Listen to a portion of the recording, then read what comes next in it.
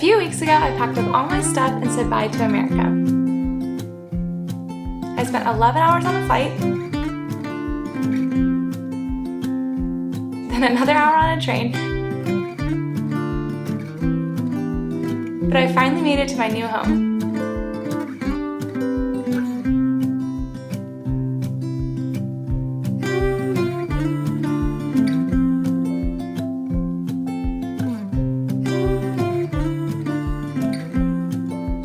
Hello, Brighton.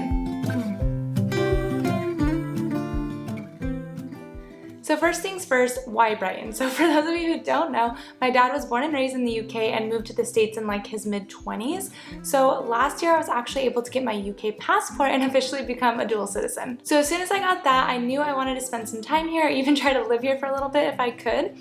We did choose Brighton specifically because it's close to London. You know, it's only an hour away by the train and actually only 30 minutes away from London Gatwick Airport, which is super convenient, but it's also a lot cheaper than London. We also have some really close friends here that we met when we were living and teaching abroad in Vietnam, and we love the beach. I mean, we're from LA, so being by the beach always makes us feel like we're at home.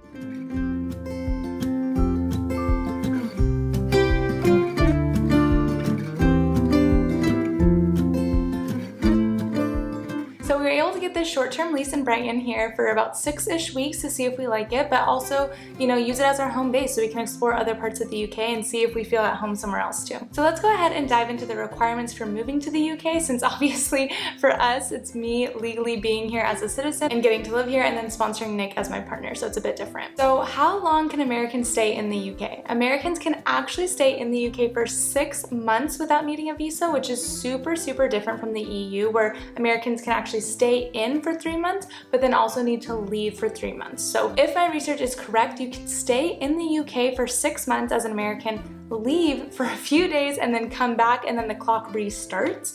But I honestly couldn't find any concrete evidence on the UK immigration website about how long you actually have to leave the UK in order to restart your next 6-month clock. So if you do know more about the whole leaving and then coming back to UK, how does the 6-month clock, you know, start and restart, that whole thing, if you know how it works, please comment below so we can give everyone the correct info. But in general, you can stay for 6 months without needing a visa, which is great. Gives you enough time to, you know, get an apartment and live your life for those 6 months. But if you do want to stay longer than 6 months, you'll need to apply for a visa. So let's go over some of the easier visa options for you to look into and kind of see what's the best fit for you. First, we'll start with the easiest one, which would of course be the UK work visa. So if you're able to get a job with a company who's willing to sponsor you, this would by far be the easiest route because you don't actually have to really do anything. In order to get the visa, you provide the UK job offer letter from that company and a sponsorship letter from that company as well, and then you're able to get a long-term visa with the right to work in the country. But I will say it can be quite challenging to find a company who's willing to sponsor an American because they basically have to prove to the government why a UK citizen can't do this job and why an American needs to. So in most other countries we've worked in and gotten visas for, their reasoning is that we're native English speakers and they need a native English speaker, so that's pretty easy. But in the UK, all British people speak English as well. They're all native English speakers, so it's kind of hard. Now, this one is a relatively new visa, and my friend actually just went through this entire process, so I'll give you like a brief overview. It's called the High Potential Individual Visa, or HPI visa.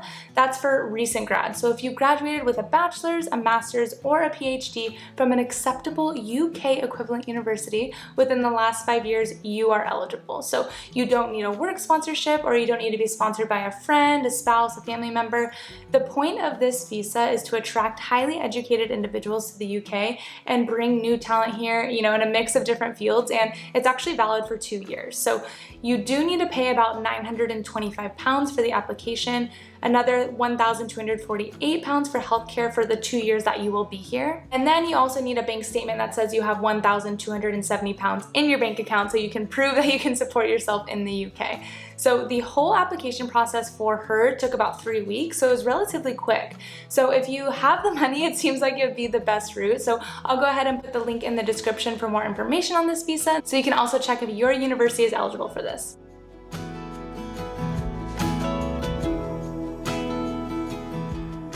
Now let's talk about where to move in the UK. So of course, London is always the first thing that people think of, but it's crazy expensive. I mean, it would be my dream if I could afford it. So if you can, it might be worth looking into since it's so well connected with the rest of Europe and obviously all around the UK. You can travel so much, and you also have those big city amenities. So the average monthly costs are about £2,000 to £2,200 for rent and about $300 to $400 for bills every month. But you know, most of us can't afford that. That's super expensive. So let's take a look at some more affordable options. We'll go ahead and start with Brighton since that's where I'm at, and it's actually one of the top 3 cities that people are leaving London and moving to. The average cost for a 1-bedroom apartment is about £1,000 to £1,200 and about £250 to £300 for all the utility bills and all your like monthly expenses.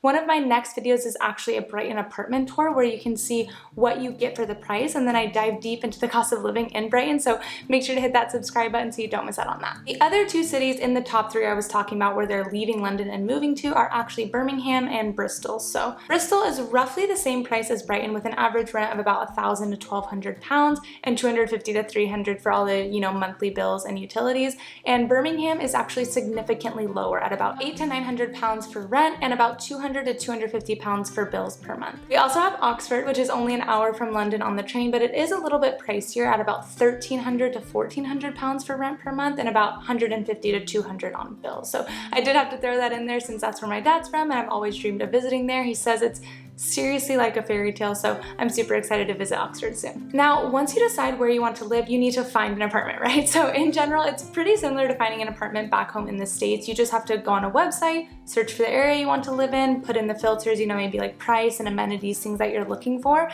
Some top websites used for finding apartments here in the UK are Rightmove, Zoopla, and Gumtree. Now, let's just briefly talk about the UK entry process. So like we talked about earlier, if you just want to come for a trip or live here for 6 months or less, you don't need to apply for any visas, you don't need to do anything prior to coming besides booking your flight. And once you arrive, Americans are actually able to use these like scan-in devices at immigration, so you don't have to wait in line, talk to an immigration officer, get your passport stamped, all the stuff that you normally do when you are entering a new country. You just wait to scan in at one of those machines. So super quick, super efficient. The only downside is that you don't get a stamp in your passport, but totally worth it to not have to stand in line for hours. I mean, when we got back from South America and flew into Miami, we waited in the immigration line for like, I don't know, like almost 4 hours. And it was like 3.5 hours, and we're actual US citizens. So the fact that it takes only a few minutes to get into another country is just absolutely wild to me. Now let's compare this to the time that I moved to Vietnam and see how difficult it was to get into the country there.